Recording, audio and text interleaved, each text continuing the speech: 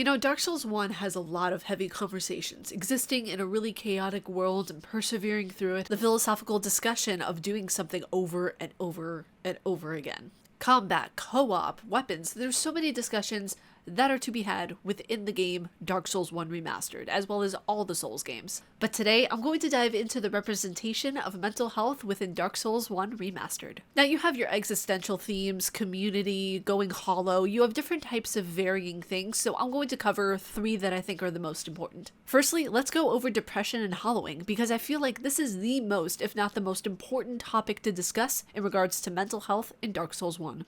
Now, I know a lot of players have already discussed and hypothesized the theory that hollowing is being linked to depression within the world of Dark Souls. But I want to take it a step further, and if anyone else has talked about it the way I'm talking about it in this episode, please leave a comment down below and a link to their video. Yep, we know that hollowing can represent depression, but what about being in your human form? Gaining your humanity back, being one with your person as it is? I think that's why you get more life whenever you are in your human state, as it were. And then when you are in your hollow state, your health just dwindles. Your health becomes at a lower stasis. Going after a boss several times, there is this kind of state of inactivity that your brain will go through of where it's like, I can't go against this any more than I'm already going. It's kind of becoming a battle of attrition, if you will. But then when we become human, we get more life and we kind of get that little boost within ourselves. Like, oh, okay, maybe I can fight this. Maybe I can conquer this. And being human, having that humanity on your side also allows you to be in co-op. Now, why is the co-op part important, Ariel? Well,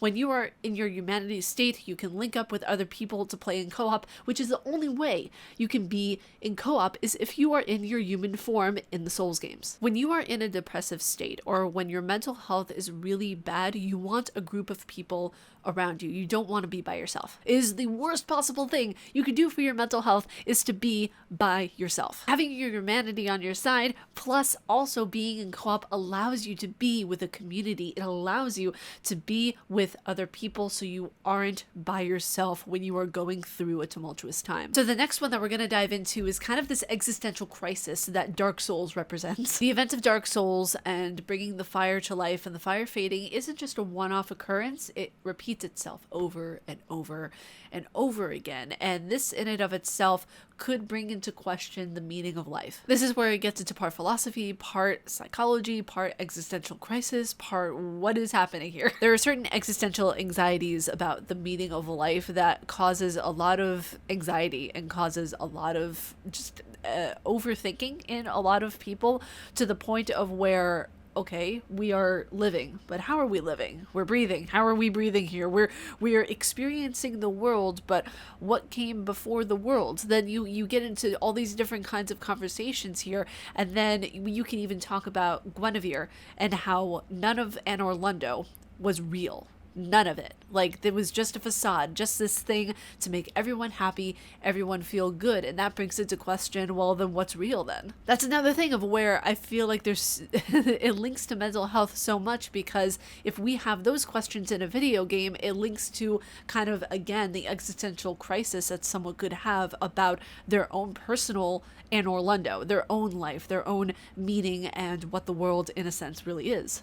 Once you kill Guinevere, you kill the sunlight, and that in turn kills the happiness that is within Anor Londo, which again relates to mental health, with covering up all of your sadness with a band-aid, covering up your depression with things that don't actually heal it. It just, it just covers it up. It's just a facade. Lastly, let's dive into strength, resilience, prowess, being able to overcome anything, any obstacle that gets put into the player's way. In mental health, being able to overcome certain obstacles is crucial in healing. It's crucial in the adventure and the journey that you want to be able to get in order to have a healthy brain. Being able to stand up to your issues, being able to go in front of your problems and, as uncomfortable as it may be, take them on head first and challenge them. A lot of these bosses represent different mental health struggles, and I can actually go into that in another video if you guys want me to, of what different bosses represent what kind of mental health issues and struggles and everything like that. But